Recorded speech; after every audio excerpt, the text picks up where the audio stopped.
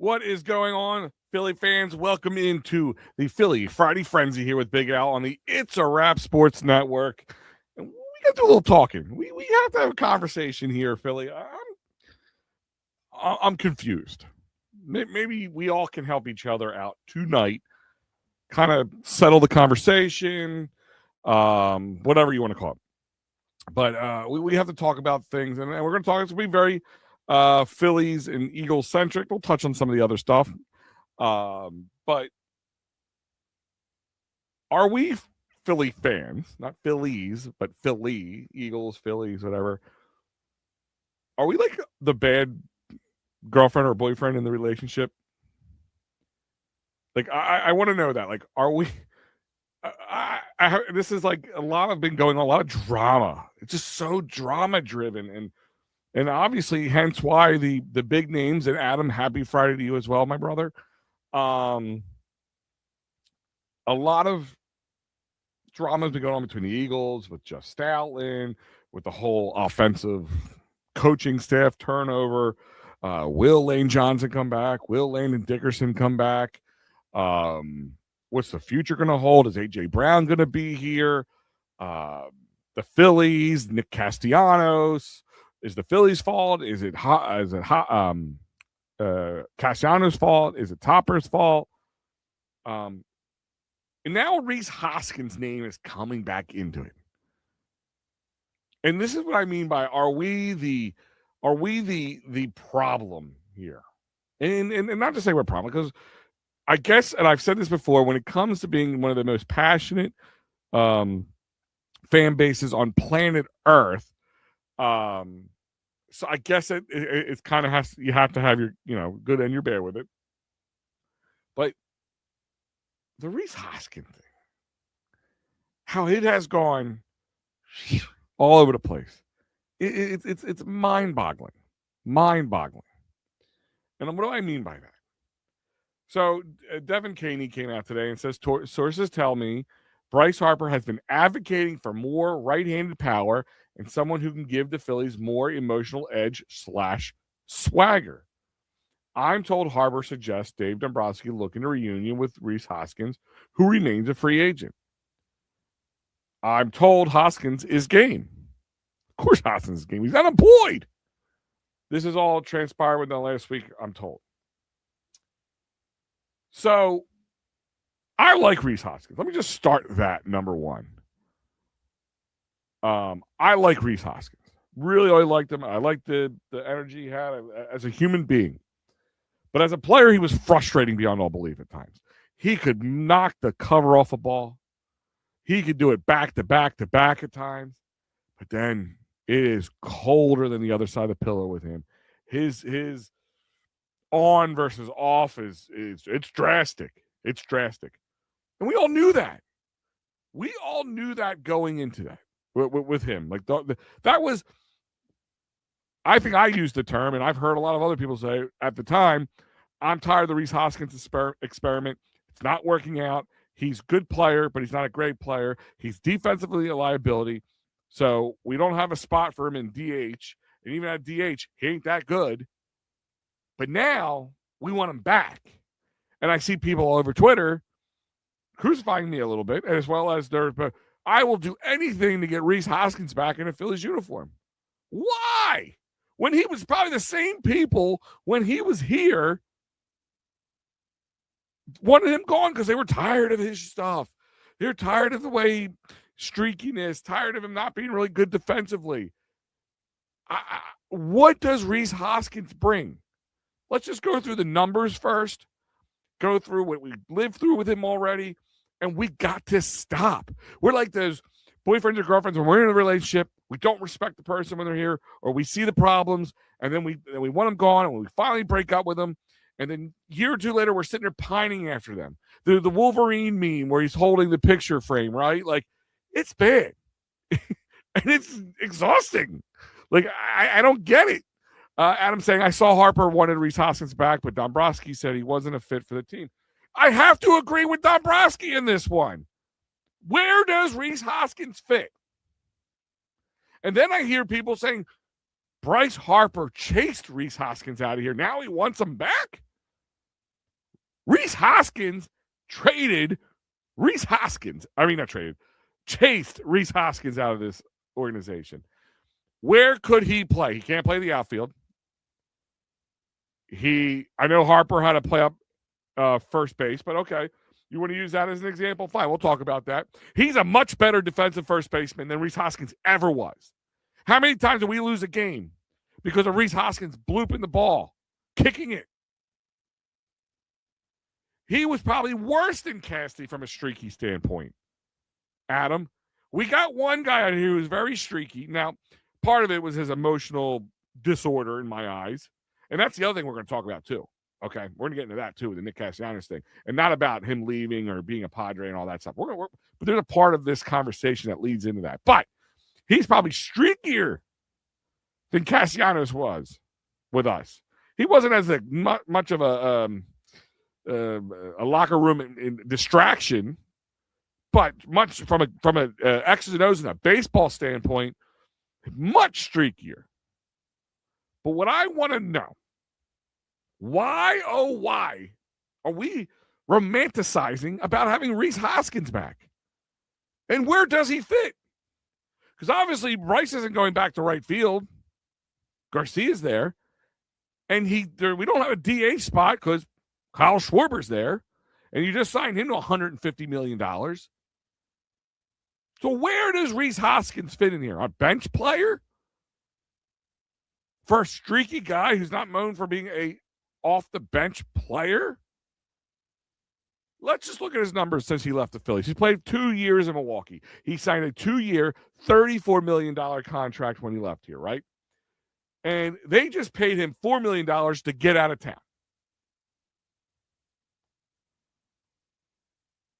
They just paid him $4 million to say, Milwaukee said, nope, we're good. Thank you, Rhys Hoskins. Thank you for your time here. So let's just look at his numbers. 2024, right?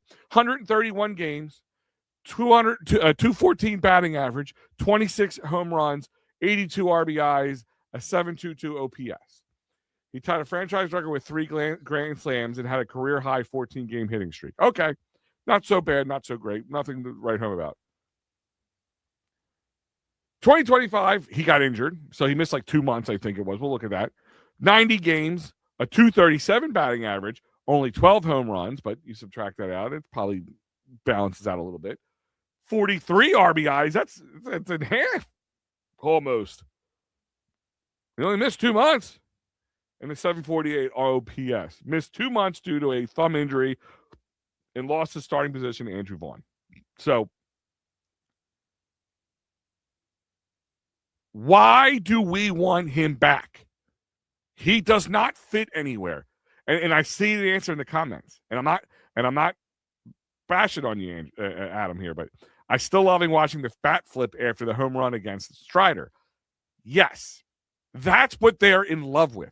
I use this as an example. I always kind of used to joke around with my wife. We have 4 kids, for those who don't know. I have 4 children. And my wife, when we were talking about having kids, and I said, honey, you're in love with babies. You like babies.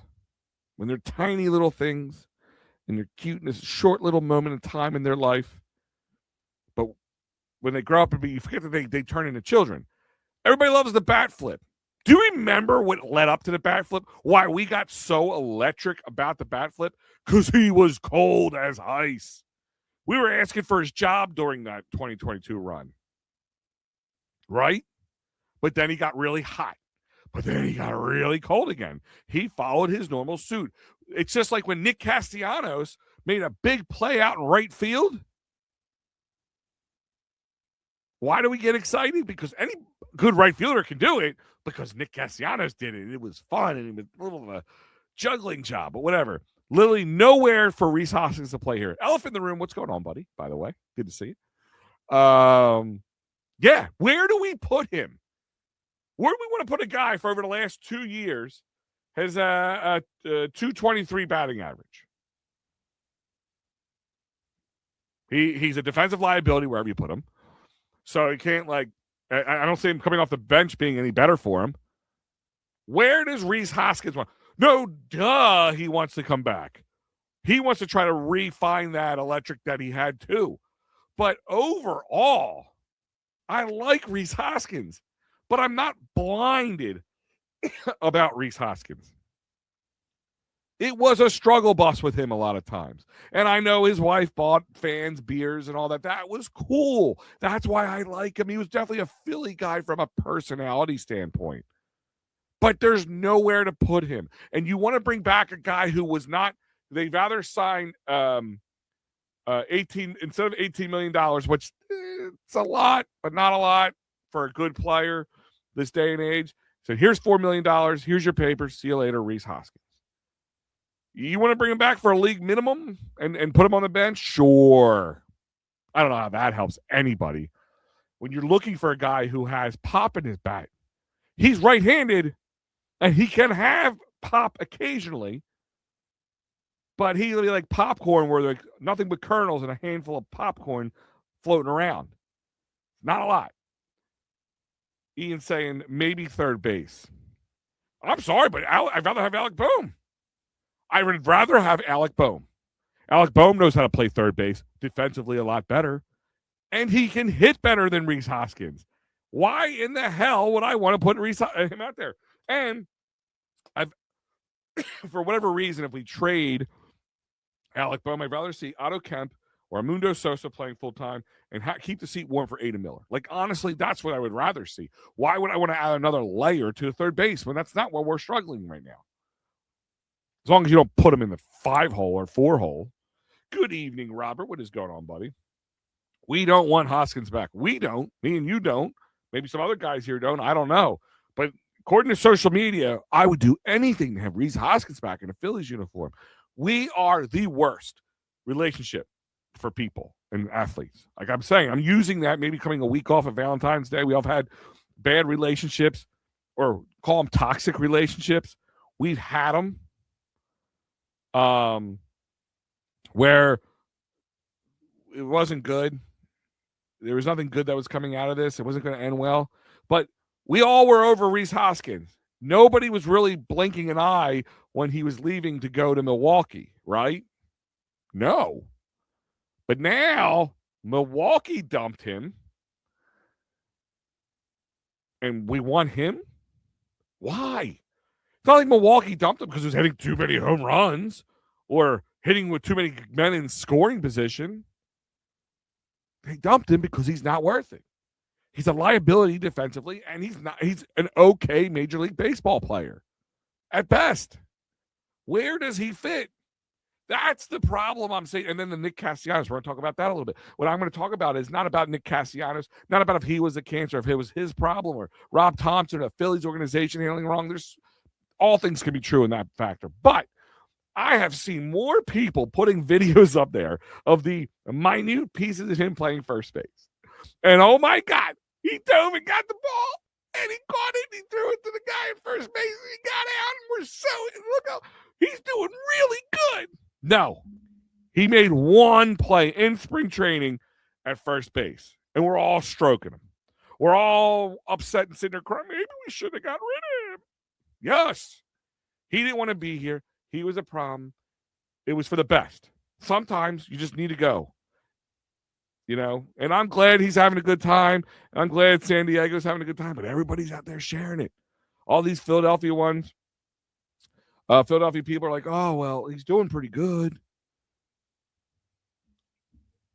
February 20th, guys. Relax. Yeah, third base. No, not at all. I'm not even sure I would move Bryce to the outfield for him if the outfield had an opening. I mean, if we were just hurting, like somebody got injured and you had to move Bryce to the outfield and we had no other choice, then fine. Rhys Hoskins is a good backup. You know, he's like your backup date to the prom. You know, that's not your cousin. Elephant in the room, maybe that's it. But why? Oh, why? I don't get it. Excuse me. My voice is a little strained today. I don't get it. Why do we romanticize over guys like Rhys Hoskins? We chase people out of town. Then we sit there and like a jilted girlfriend, and we watch the videos online of them doing fun things like as stalking somebody's Instagram. Look at, they're on vacation with their new boyfriend. Look what they're doing. They're going out to dinner. He never took me there. You know what I mean? Like, that's what it's like. And that's why guys like Emmanuel Acho and all the other big national names and pundits out there, that's why they come after Philly like they do. They go after Jalen Hurts. They go after A.J. Brown. Is A.J. Brown going to be here? Because like a jilted girlfriend, we're going to Instagram stalk the shit out of them. That's why. We fall for it. Hook, line, and sinker. The fact that it was a conversation on sports radio. And the fact that, fine, I'm not saying you don't kick the tires. A due diligence of a good manager and even a player in Bryce Harper's thought process, you kick the tires, but where do you put him? And then the fact that we say that Bryce, funny thing is, 2 years later, Bryce is advocating for him to come back, but he chased him out of here. Reese Hoskins chased Reese Hoskins out of here. Reese Hoskins hasn't done anything. He didn't do anything to want to sit there and go, oh no, I don't want the Brewers to take him. We're going to be losing so much. We didn't lose anything. Did we get worse when Reese Hoskins left? Anybody? No. Did we get better defensively at first base? Absolutely. So because Bryce Harper did a better job, he chased him out of here? No. Reese Hoskins chased himself out of here. He was a guy on a team when there was no other player before Bryce Harper. And then here we go. Here comes in Bryce. Here comes Nick Castellanos. Here comes Kyle Schwarber, Trey Turner. Bop, bop, bop, bop, bop, bop, bop. I know Trey Turner wasn't around. But my point is we kept adding in Zach Wheeler and Aaron Nola. All these guys were doing better at their positions. Reese Hoskins wasn't. We got excited in the playoffs because that was an electric time. I remember I was in the stands and in the press box for all those games in 2022. I was there. I get it. The in the Parker with JT, the bat flip, I was there. I get it. But that is no reason for a moment, a series, a handful of at-bats in 2022 in the playoffs when this team was electric to keep a man or want him to come back. And he hasn't done anything since. He would be picked up if he was that good or even remotely good. He is going to be somebody's backup prom date, meaning somebody gets hurt and they need a right-handed batter or a first baseman who can possibly have some pop in his bat, maybe, or somebody who does, or a young, maybe like the Marlins or the Pirates or the Rockies or some middling team who just needs to fill in a gap somewhere. Sure. Reese Hoskins is all about coming back. Of course he is. No matter all the BS we've been dealing with the Phillies over the last however long and how they exited again in the playoffs, they're still a good team. Are they ready to get over the hump? Yeah, that'd be wait to be seen on that one. I'm not betting the house on it, that's for sure. But ultimately, he's not the guy. And I'm not saying you have to go look for the guy, the superstar guy. I just want a consistent hitter. I don't need another all or nothing strikeout or home run guy. We have plenty of those. Reese Hoskins is the anti what we need right now. You know, and we're like the girlfriend going, like their friends are like, hey guys, I'm thinking about getting back with my boyfriend. You mean the one who was really mean to you and made you pay for dinner all the time and never took you anywhere nice and didn't call you on a birthday and never wanted to meet your mom or anything like that? You're going to go out with that guy again? Well, I mean, he was sweet at times.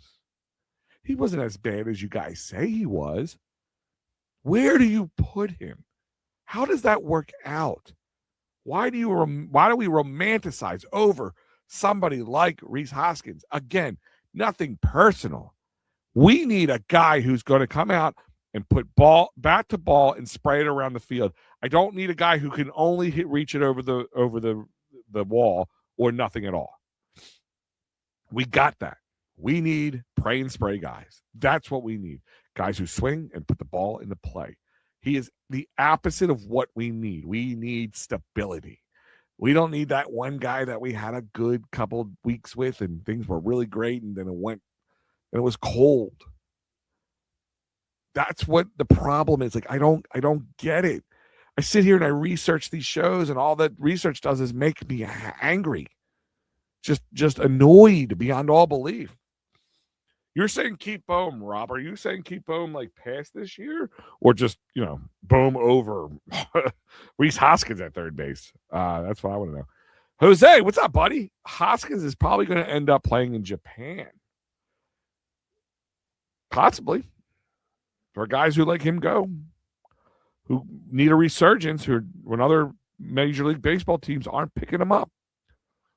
That's what he might need. Maybe, the change in scenery, we always say, like, for a guy who he has the ability to, but the problem is, even when he's at his best, 14 game hitting streak. We saw that one in 2024. But when he was with the first year with the Brewers, that's great. That's grand. That's it. I'm sure if you took the 40 games before and after, it was real streaky. Can't hang your hat on that. If we're going to learn anything from the Dodgers, first part, retreads is all we've been doing lately. And listen, Aaron Nola was the best pitcher at the time available when we signed him to his big contract, so it is what it is on that one. But then Kyle Schwarber, you locked up your DH spot. We could have really used that with JT and Bryce, and got somebody else who could play first base full time. Maybe Polar Bear would have been a good spot for that. I don't know. It's just now that just exactly at this point, he's not the guy we need, and we're not the place Reese Hoskins needs. He needs a place he's going to play every day, and he has a chance to be not streaky. Yes, Bohm over Hoskins. Oh, absolutely. I mean, that's just, yeah. Why not? Like, it's ridiculous.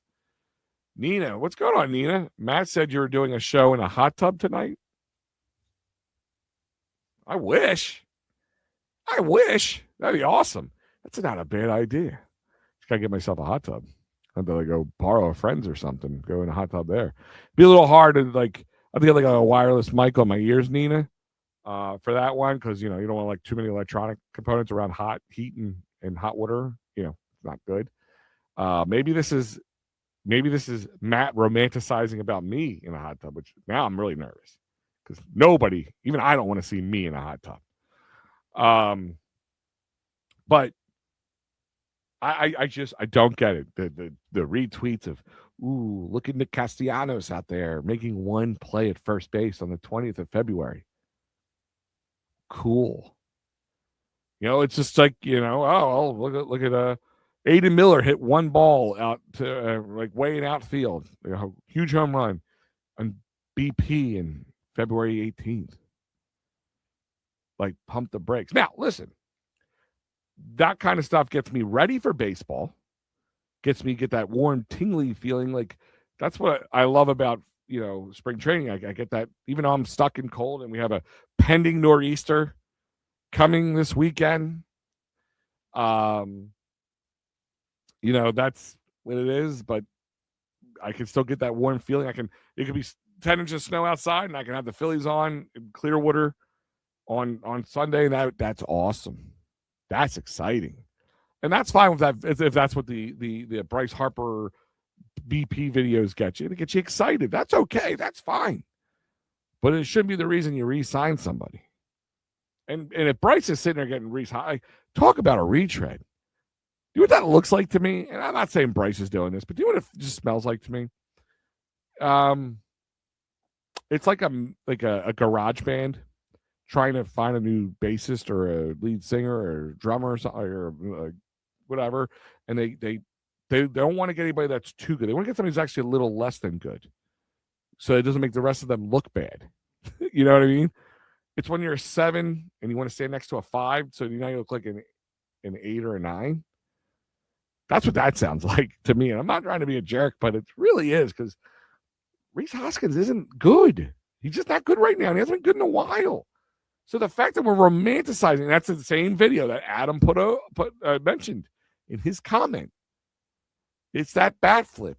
It's that bat spike, or whatever you want to call it, when he just spiked it on the ground because he finally got off the schneid in 2 series, or a series and a half, or whatever it was. He didn't get a hit the whole series before in St. Louis. And then he took him halfway through until he got home for the first part in the Brave series, and to finally break out of his shell for the rest of that series and a little bit into the Padres series. And that's it. That was it. We forget about these things. You know, I get grief when I talked about when, you know, they were celebrating the 2001 Sixers 25th anniversary. And I was like, we forget Allen Iverson was first of all, Allen Iverson's a great player. I'm not Reese Hoskins, Allen Iverson thing, but kind of somewhat the romanticizing of Philly sports. We forget all the problems we had with Allen Iverson. That this team could have been better. Now, listen, the Sixers could have done a better job of putting better players around Iverson to give us a better chance of winning a championship back during his time. Ish Kabibbles is better than everyone else. John Phillips. Ish Kabibbles is very good. Better than everyone else? They could be top 5. I don't know if they're number 1. It's a conversation. It's not a bad conversation. We're not going to have it right now, but yeah, you're not wrong. You're up there. You're up there. But Allen Iverson was a problem. I'll give you an example. I was at a Sixers game back in 2001. Or no, was it 2001? So I was just 21. So it would have been a few years ago after that. A couple of years after that.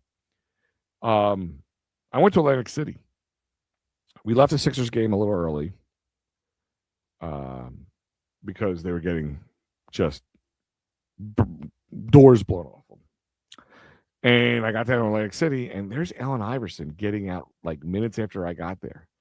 So he left the game early. Yeah. We forget he was a problem. Practice.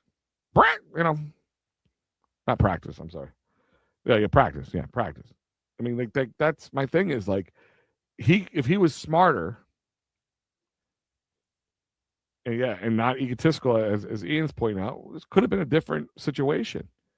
They almost traded him. I mean, Pat Croce he's like, I have a trade in hand. All I have to do is sign on the dotted line and submit this paperwork, and you're done. You're out of here, bro. You want to go wherever he was, threatening to send him?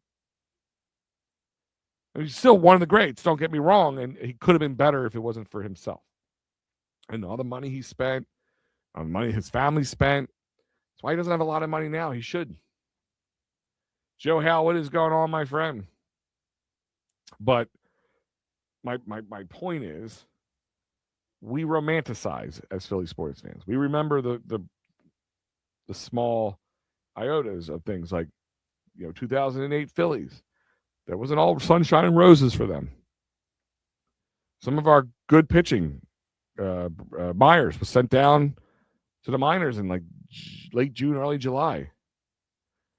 Joe, I will probably be opening up the phone lines very shortly.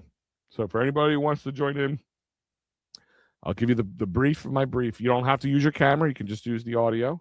So if you do it from your phone, I just ask no background music, noise, TVs, people, whatever. Just you and me conversating, calling in. And if you want to have your video on, we could do that as well. It's up to you. The minute something goes awry, I have to dump you. That's just the way it is. But and then depending on how many people pop on, I'm going to keep it brief in conversation and move along. But yes, I will be opening the phone lines, Joe. That is my ultimate plan, not too distant future. But I'm saying, we are the problem a little bit, and that's why, like I said, Scam Newton, Emmanuel Acho, Nick Wright or Wrong or whatever you want to call them. Those guys, they go after Philly because all you have to do is say our name in a good or a bad way, and we're going to come after you in a good or a bad way. Hey, I said Philly. They love Philly. They love us. That's perfect. Wait a minute. They say Philly's the worst fan base? F those guys. Like, if you want clicks, go after Philly. That's all you have to do. That's why major media like major radio in Philly, like WIP, 97.5. That's what they do. They rage bait or say something, and I'm going to go after this person, and they get upset. And then they know they're going to get clicks and shares, and they're going to get people sharing. Look at this video. Look at this moron talking about Philly. They don't know nothing about Philly. And then they got what they wanted. They don't care if we call them moron or if we comment on their video and tell them that shut the F up. They don't care. That's hubris on our account to think that we think. You think Scam Newton's losing his sleep tonight because I'm calling him Scam Newton? I don't think so.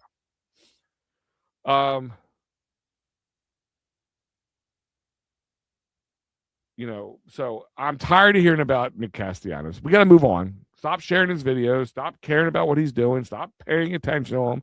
He is no longer Philly. And I'm going to steal a line. Hope, Nina, if you're still listening and you're with Matt right now, I'm giving him the credit. We always say it's about the jersey, the name on the jersey, not the back, but the front. The Phillies, the Eagles,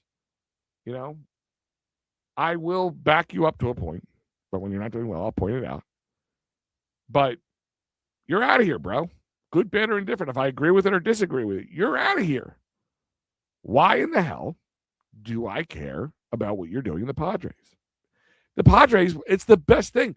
That Nick Castellanos and Padres situation works for both of them. Think about it. They're only paying him league minimum, so we're on the hook for his other $19+ million.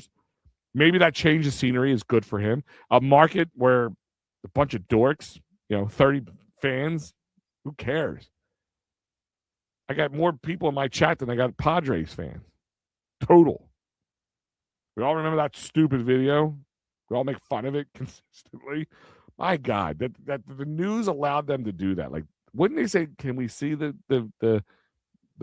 dance, the song first before we put it out?" Nope. Train wreck sounds great to me. I'm just saying, like, it's perfect for them. They're not gonna have the heat of the Philly media. He's not gonna have after they're done asking the questions about what do you miss about Philly and all that stuff, or what do you wish you could have accomplished in Philly or whatever. After the next week or two, they're not gonna even ask him that, and it's going to be all on his merit. And maybe that's the place for him to kind of find his mojo. I don't think he will, because I just think he's a little egotistical, kind of going back. Like but at least Allen Iverson could back it up. I don't think he's not 20. We paid him. We overpaid him. He's not $20 million a year man. Maybe if he figures that out and humbles himself, he can become the $20 million man. But we got to move on from him. If we talk about AJ, and I'm going to open up the lines. I'm going to post right now. So for those who don't know, and it's new to you, you'll be seeing the comments pop up, and have a link, and you'll pop in the bottom. And like I said, either you can just do audio only or video and audio. I have my rules. I gave you my rules, and we'll go from there. So it's in there. I will give you guys a moment to come in. We will talk a little bit about the Eagles. Again, I'm over KP. Batulo's gone. Thanks for nothing. See you later. I'm on to Sean Mannion. I want to see what Mannion can do. I'm actually a little excited to see what he can do. Maybe we'll finally get a guy who will stick around for another couple of years. Maybe be the heir apparent to Nick Sirianni. God only knows. Who can really bring that Sean McVay,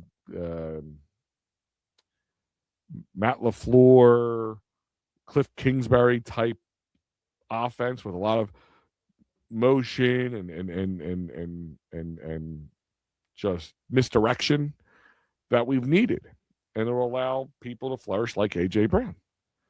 And let's get over AJ Brown right now. Like, let's look towards the future. What is the draft going to look like? What's free agency going to look like? Are they going to have to restructure a lot of contracts, which I think they will. I think Jalen Hurts gets an extension, and they'll restructure to the point that saves them about $10 million off the top. Something like that. I don't know. There is rules that they can do, and depending on how early before they restructure, the tight end position is going to be, are they going to be able to afford what they're looking at, and how the Eagles are like attached to like every free agent known to man this year, whatever. But one man, my tried and true man, Joe Hale here. I'm going to bring him on right now. He is the man about town. Let's bring him on. Joe, what is going on, my friend? How are you? Living the dream. By the way, loving that WrestleMania shirt. That is cool. Can we see that? Wrestling fan. So I knew that. Is that what was that from? Is that like a recent WrestleMania or is that like an old like retro shirt? So it's an old retro shirt. They saw that calls for $5. That's cool. See, I could rock that. So, like, just not to get off on a wrestling tangent, but I used to love wrestling as a kid. Probably haven't watched it much since the early 2000s. I went to WrestleMania 15 here in Philadelphia when it was here. But I like the old school wrestling. I couldn't tell you anybody who wrestles nowadays. It's all good. I want to start by the Phillies. Who do you think deserves a spot on the bench? All the bench spots or just one bench All spot? the bench spots. I mean, Amundo Sosa, obviously. He can play pretty much almost anywhere in the infield. Plus, when he has backed up guys who got injured like Trey Turner, he has done very well. Done a yeoman's job, actually, of back better than just backing up. He's pretty much allowed Trey's numbers to continue when he was injured for a few weeks straight. I think Otto Kemp deserved it. Wouldn't be not even seeing a Rinconis come up in there. But I wouldn't be surprised to see Johan in there for a backup center fielder, especially while Crawford's getting his feet wet. That's when you're wrong. I don't see Rinconis making a team. I didn't say I see it, but I would love to see it, I said I would like to see it. I'm not saying it's going to happen, but I can see it happening possibly if he really continues the way he started last year. I can see Dylan Moore making it. Dylan Moore, he's a good one. I kind of keep forgetting he's on the team. To be honest with you, people don't put enough stake in the bench players because you need bench players like I just said, like Amundo Sosa, who can come off a bench and be a player. Like that's a special trait. Not just like, okay, well, he's good enough to be a really good bench player, but not good enough to play every day in Major League Baseball. It's an ability to be not in play for days or maybe even weeks at a time and then come up and hit like you haven't missed a beat. Yes, you're absolutely right. And then that brings me to the backup catcher. Stubbs is out of options, but I'd rather go with Marchand. Health-wise, 100%, and actually everything-wise. I think Rafael Marchand. I think it's Rafael Marchand's job to lose. Yeah. In this case, I don't think they are sold on Stubbs unless Stubbs comes out of left field and just starts raking it in the spring training and is just like gunning dudes out at second base and everything. And don't be surprised if you see both of them going out of their way to do so to make sure nobody steals on them during spring training, because it's like having a briefcase full of money in the middle of the table and two guys on either side. Only one guy's taking it home. Yeah, absolutely. And I don't think Stubbs is like a guy people are going to be pining after. So I think all Marchand has to do is not completely screw this up. And I would hope to see him get a little bit more play like we thought we were going to get from him last year. Maybe throw him in the rotation a little bit more, especially on long weeks where there's no breaks for 10 or more days at a time. But we'll find out. Nola already asked to if Marchand can catch him some games already. I think that's true. And plus, here, listen, let's be honest. Where was Stubbs all last year? Party down in Lehigh Valley. He was here. This is where he was. Okay? He was an Iron Pig. So he would have to really show up and show out to snag that backup spot. Yes. And nothing against my Iron Pigs, dude. I'm probably going to head out to Jersey to go see the Blue Claws play. Whenever the Blue Claws, because for those who live in the Philadelphia area, especially, I'm in Delaware County. So if you're, close to you. Yeah. So Wilmington Blue Rocks play right in off of 95, right at the borderline of Philly and on 95, by the border of PA and Delaware. And they play the Blue Claws a lot, and usually for like days in a row. So it's a great way to see the Philly or the Blue Claws play if you can't make it out, all the way up Central Jersey. So I'm moving to Malvern, and are you? Yes. Oh, where do you live now? How far? Like, how much of a move is that now? 2 hours. I'm in Jersey. Oh, you're in Jersey. Oh, you're like North Jersey? South Jersey. South Jersey. Okay. All right, Malvern. Yeah, you're gonna be close by to me now. I'm in Springfield. I live in Springfield now, so from here to Malvern is about 15, 20 minutes, depending on where you're in Malvern you're going. But yeah, I mean, for those who are like, that's a great way if you want to watch, and it's cheap and it's easy, and you that's what I'm gonna do. Park a block. You can park like 5 feet away from the stadium and not have to hike 100. Pay $42 the park. So yeah, I mean, it's a great way of doing it, and also, like I said, you can drive an hour and go watch the Iron Pigs play, depending on where you live. It's a great time. We used to do what's that, Six Flags? Because Six Flags is about 10 minutes away from that stadium. So like we would stay overnight, do Six Flags day 1, and then day 2 catch an Iron Pigs game, stay overnight, and then leave. Park. Dorney Park, yes, Dorney Park, Six Flags. I think it's all owned by the same anymore. They're all the same. But yeah, no, like I think it's Marshawn's job to lose if he doesn't want it. I really am over. I've been over Stubbs. Stubbs is the same guy. We'll have the same Reese Hoskins love for him in like 2 or 3 years when JT's gone, and we might need another backup catcher. Well, I wonder what Stubbs is doing. Don't care. Exactly. Team USA hockey. I know Ricky's trying to probably get one. Shout out. Is he? He said he's going to hop one. Oh, I'll keep my eye down there. I don't see him yet. I know Papernick is out somewhere. I was just talking to him. Okay. Mikey P, shout you out. Mikey P. So, Team USA look good today. Yeah, no, they look good. I mean, listen, I was like 8 o'clock in the morning kind of sucks, but at this point, I'll be live during that game at 9 a.m., so I might be talking about it live on Sunday. You and the Beast, the Madman. Shout out Mike Laura. Yeah, Mikey Laro. Yeah, so he'll be on with me as our normal Philly AM Sports, which starts at 9. So we'll be a little bit into the game. But it's supposed to have some sort of nor'easter, most likely. I still don't. I'll believe it when I see it type moment with the snow, to be honest with you.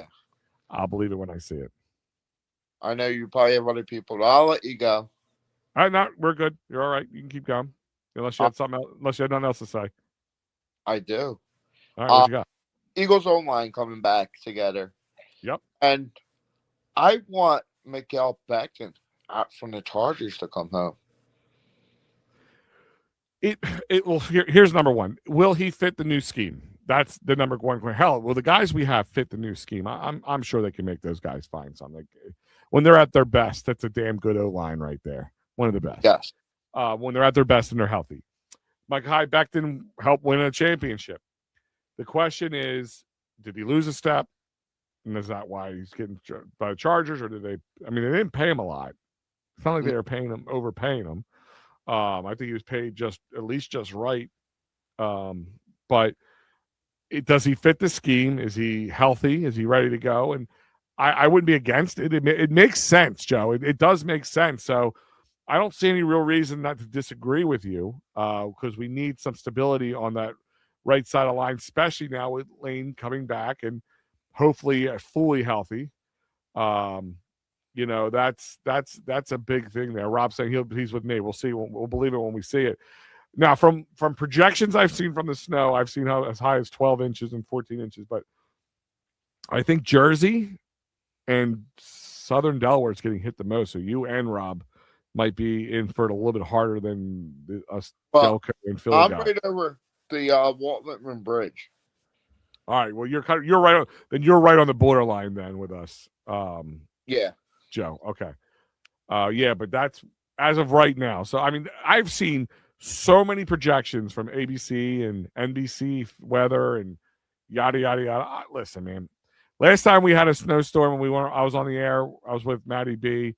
So that in my eyes was, that turned out to be a good time. So maybe we'll do it again.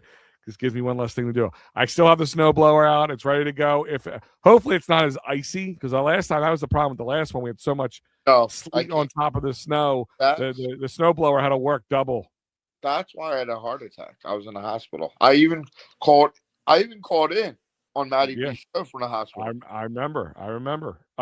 You're right. So, a little PSA for all you guys. I am in the medical field. Be careful. I don't care if you're over the age of 40, even if you're under the age of 40, you put a lot of stress on your chest and heart with that. And you don't know it. Even with regular snow, when you're pushing the snow, if you're moving wet and heavy snow, it is. I don't care if you have a normal healthy heart.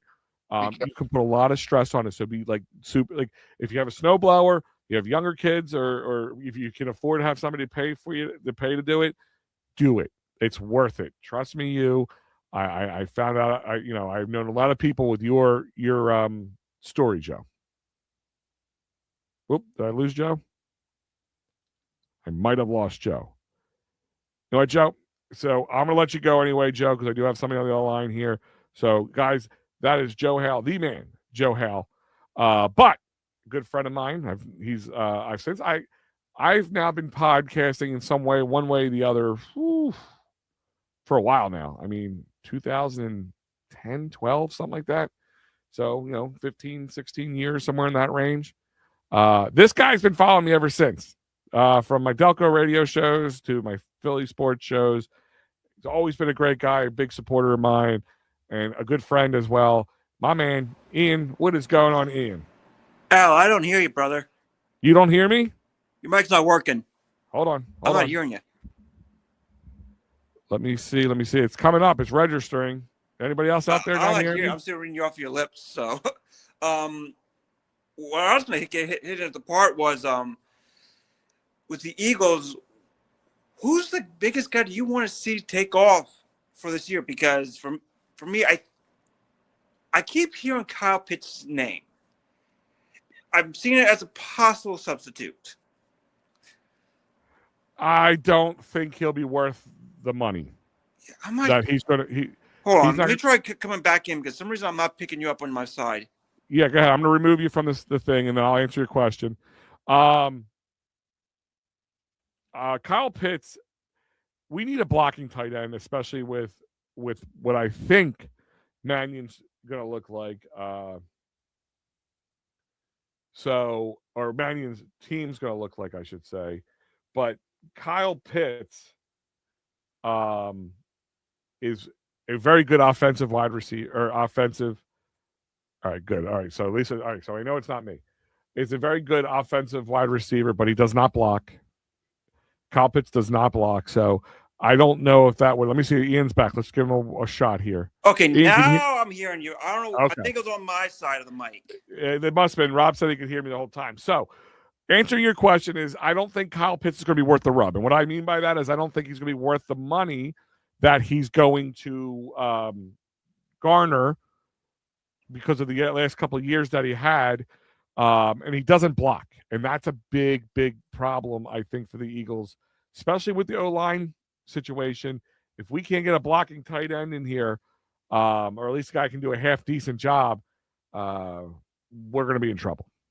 Yeah, the problem is, how much is Dallas going to be wanting? Is he going to take the team-friendly option and say, hey, I know we can maybe win 1, 2, or possibly 3 Super Bowls within a 5 to 6 year period here, and that solidifies my resume for the Hall of Fame?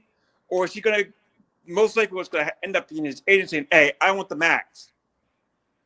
Well, listen, when you're in the NFL, or when you're in any professional sport, no, tomorrow is never given, right, Ian? Mm-hmm. So you're going to probably try to get as much as you can. Yep. But, Joe had to take a work call. That's what he was saying. Okay, good, Joe. I'm just glad everything's all right. I was just making sure. But he had an All-Pro 2025 season, second team All-Pro 2025 season, 88 passes, 5 touchdowns. He could take off with a good offense. I think he could be even better on an offense like the Eagles. But if he can't block, I think he ends up back with the Falcons. And I'll tell you why. The Falcons will overpay for him because that's what they do. They pay for the skills positions, but they don't know what to do with the quarterback. They don't have a quarterback. It could be. I don't know. That's the honest. Penix is their quarterback. I would imagine right now. I keep hearing like, Penix is like Mariota. He keeps getting hurt. Maybe we should draft on like maybe a guy like Sam Howell or maybe like he gets a second chance in Atlanta. I don't know, but I can see him getting overpaid by the Commanders. That could be a landing spot for him.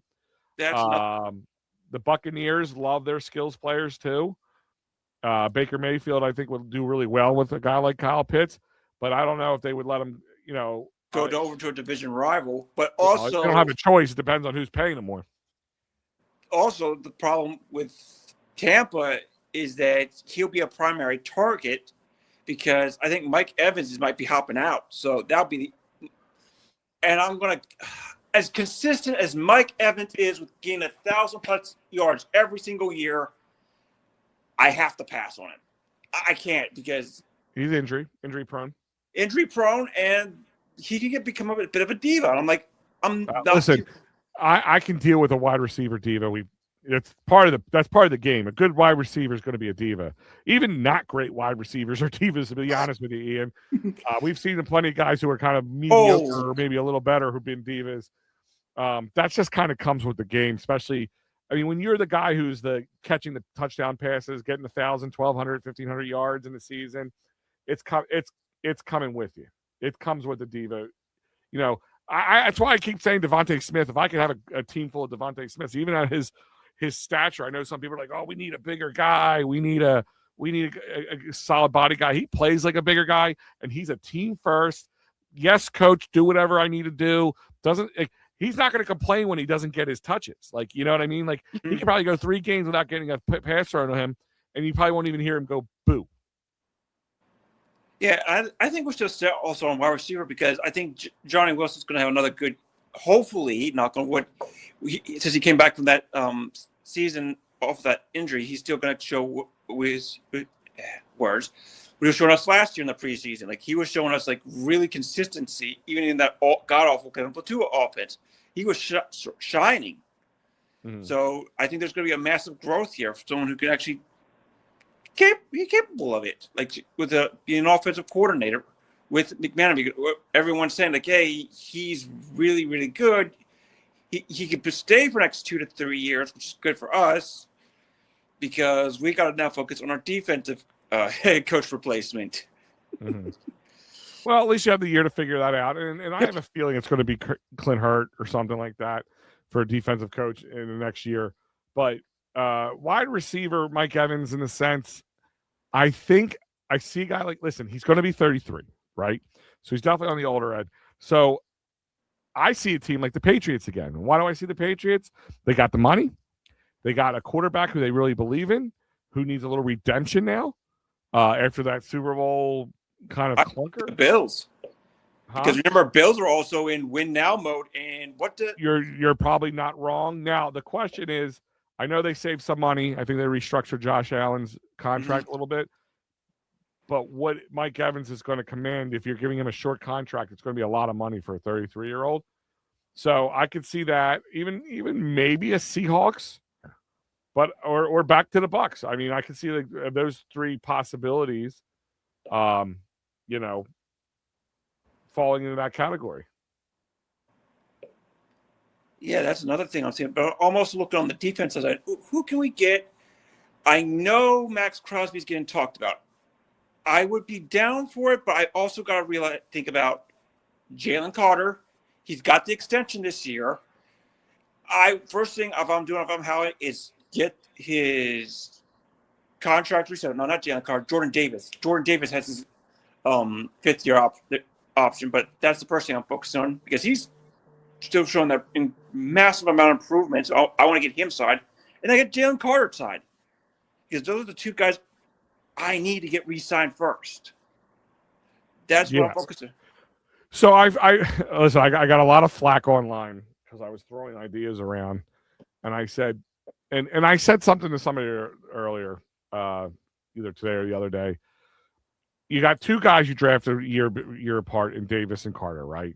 Mm-hmm. I know everybody's like, you got to sign both, but my question is, do you have to?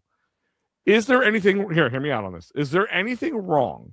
Take Davis for instance. Davis is, I'm going to guess, is going to garner about $20 to $22 million a year, 4 years ish, right? I think about an $80-some million contract would seem about reasonable for him. Carter probably more into the $140 million a year or $140 million contract. They're both young, That's why I said I could see them trading him, and I'll tell you why. I don't want you. I like Jordan Davis. I think he's really shown maturity. He got and stayed in much better health and shape, and the whole Peloton thing was a big thing for him.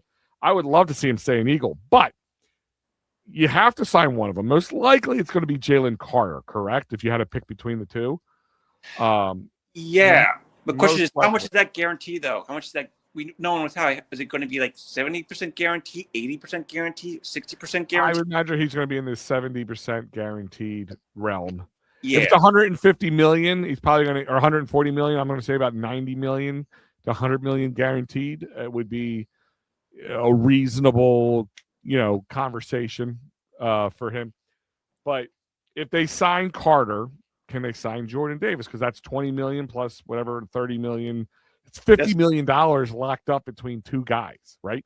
But, and I'm asking you is, Ian, is it terrible if you had a guy and got a really good 4 years out of you, one of them leading you to 2 Super Bowls and winning one of them, and then trading him at his peak?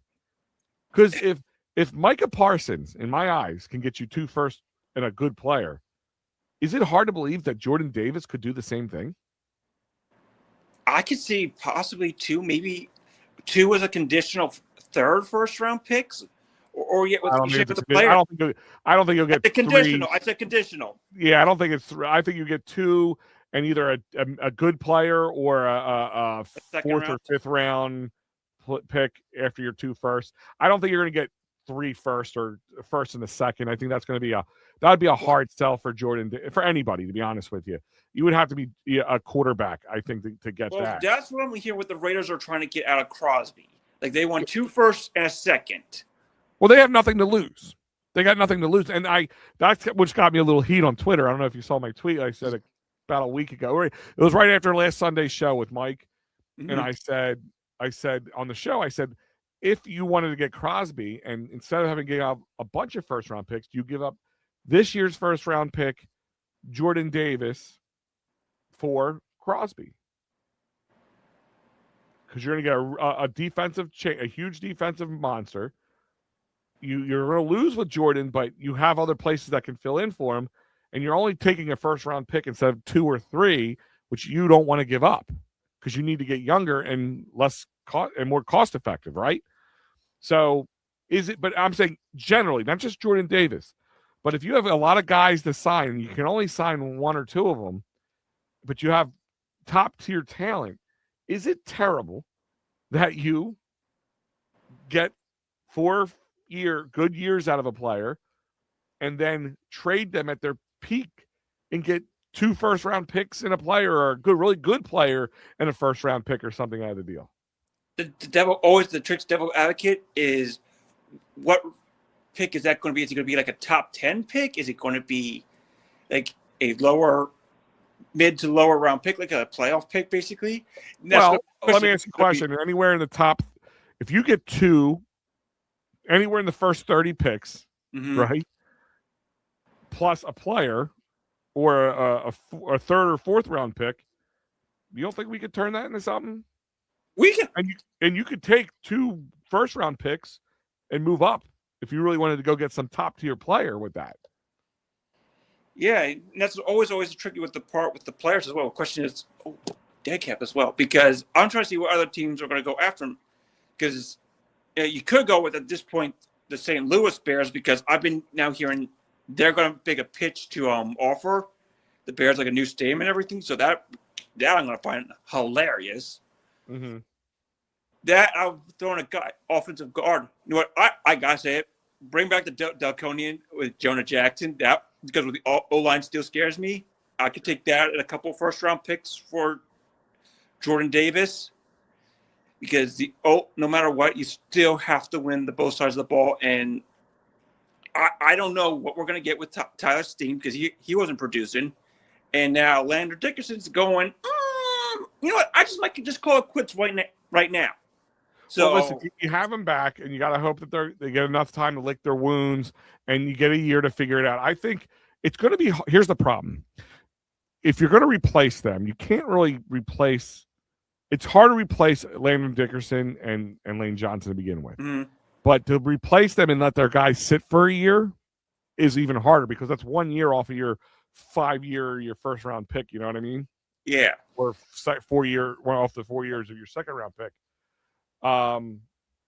You know, but that's what the Eagles always do, and it seems to turn out. So, do I think it's going to be offensive guard this year? I'm going to say the draft, possibly, or offensive tackle. I see it within there. But like what I was saying, bringing back Joe Jackson, he's already been proven. Like he's been a multi-Pro Bowler. He did well against us. Like every time we played against him, like when either with he was on the Detroit, the Rams, he's got traded around a couple times because everyone wants him. And now with the Bears, you see him like it's a very highly regarded player, and he'll take a pay cut. The guy because he just wants to play home. And that's the thing, like hometown with hometown kids, they always say, "Oh, I'll take a pay cut." So that's going to help us because then we also could focus on the bit of the backfield because that's still kind of concerned. Because I don't know what we're going to get with Adoree Jackson this year. I don't know if we're going to still get Blankenship. I like him to stay because he's constantly improving. Let me ask you this question: it would make sense in the rhythm of what the Eagles do with this player, but would it be crazy if CJGJ comes back to the Eagles for another time around because he's here, he's gone, he's here, he's gone, and this is Super Bowl round. So it's possibility as long as he can keep his once again that ego check. But the other one is Slay. He's not going to. Slay's another one that because remember he turned down the Rams thing, not the Rams, the Bills. He says, "No, I want to go. I want to stay. I want to go down to Philly." He turned down the entire Bills thing. Like, wait, what? Bills fans were like, "Why was he turning us down?" Because he wanted to come back to Philly. Him and Slay. Listen, Slay's. Thank you for your time, but I'm well over Slay. Like, no, he doesn't have to be get all the reps, but I can say 20 to 40% on a good team deal. Like he can get a bunch of the reps, and he's like that veteran leader that, hey, everyone knows, everyone is comfortable. He knows the system, and it clicks as well. So I can. How about a cost-effective guard in Isaac Seumalo? Does Isaac Seumalo come back to the Eagles? My problem with Isaac, he was always not the most consistent as well. Like I see Landon much more higher up in like value-wise than Isaac because I was on the seeing Isaac out. I agree with you, but I'm saying, listen, the Eagles got to be smart with their money. Maybe a Tevin Jenkins, could be a guy you would see where they could cost effectively fill in the gap. Who else is out there? There's Davis Edwards. There's Becton as well. That's a going as long as it's a team friendly deal. Question is how many contracts we have to restructure. I think we're going to restructure Lane Johnson's, Jordan Mailata. I think you're in this last year with him, so I don't know how much and they already restructured him like a couple times.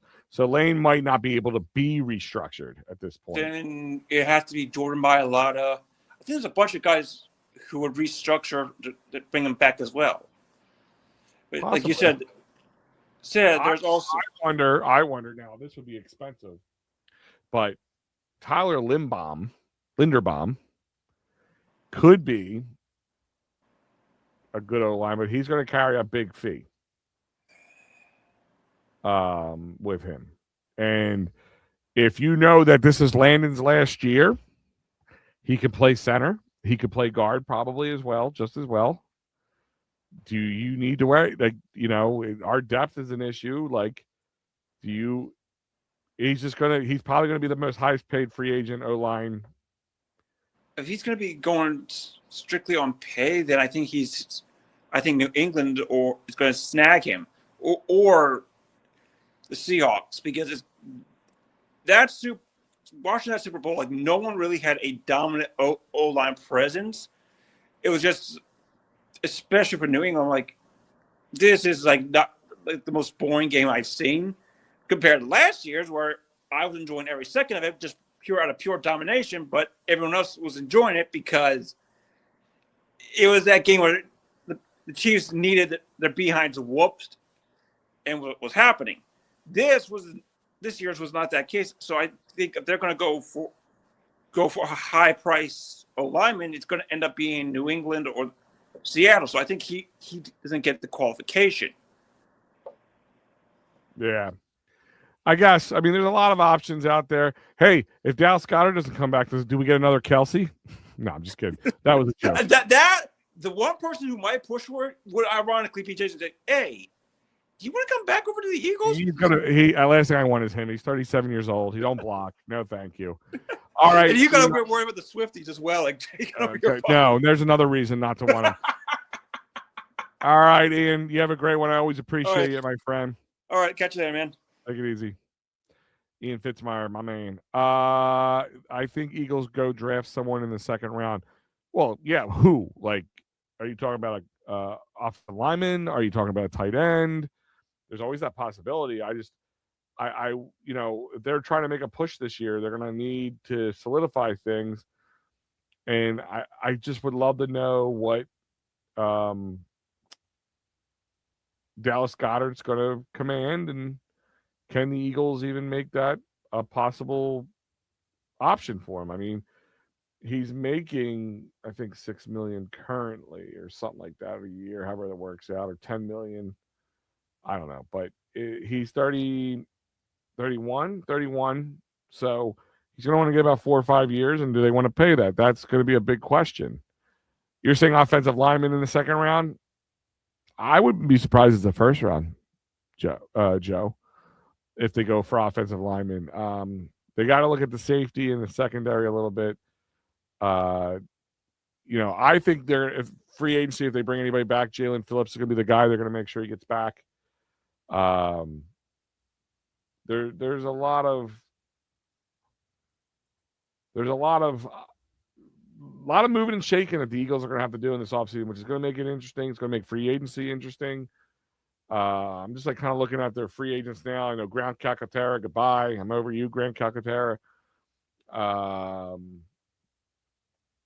Sam Howell, Ben Van Summeren. I don't know what they do with him. Marcus Epps, no thank you. I mean, he's 30? He's like 30. Yeah, 30 years old. So, I mean, Brett Toth, no.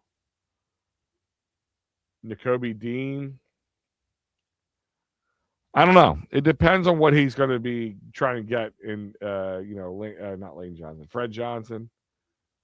I don't think A.J. Dillon's back. Matt Pryor, goodbye. See you later. Dory Jackson. Josh Usay. Brandon Mann. I think they signed him back, I believe. Brandon Graham. Jahad Dotson. I mean, he's 25. He's probably going to get so is Hay somewhere else to get more play time, more receptions. Azeez Ojulari. I think, like I said, I think Jalen Phillips is coming back. Reed Blankenship, if his cost is what I think it's going to be, I think maybe somebody might overpay a little bit for him, but I think he's back possibly with the Eagles. Dallas Goedert, those are the big ones we got to watch out for. Eagles need to find someone to replace Lane Johnson next year. I mean, that's going to be a big question. I mean, that's going to be an absolute big question. But do they do it now or do they do it later? That's all to be seen, my friend. We won't know. But with that being said, guys, I want to thank you for joining me tonight. Let's just be better, be better fans. Let's just be better and stop wishing and pining over things from the past that really weren't that good to begin with. Really, we romanticize about those things. But Eagles, got the Phillies starting this weekend. We got the gold medal hockey game on Sunday morning. I know the Sixers are back. Who cares? Because it's the same old. Injured Embiid, all that kind of. Sixers are letting you down. There's no big whoop there. But big weekend. You got your first spring training games tomorrow and one on Sunday. I think they're both on NBC Sports, so this should be fun. Rob, thank you as always. I will, follow me on Twitter at Big Al Sports with a Z. I'm probably going to be tweeting during some of this Philly stuff. I'm pumped. You know me. I love my baseball. Because it's like that, all right, football's over. We got this little gap. Baseball's here. Yay, free agency, NFL draft, just amazing times. And if the Flyers could just get some playoff hockey in this town, that would be amazing. But other than that, guys, thank you for being awesome as always. I appreciate you. You guys know that. I know I wouldn't do this without you.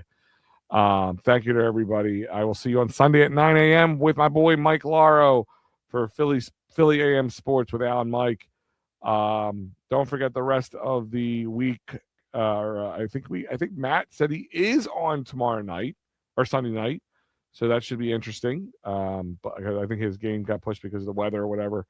But other than that, guys, I want to thank you.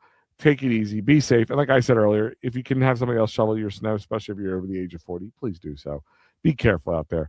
I'll talk to you guys next time.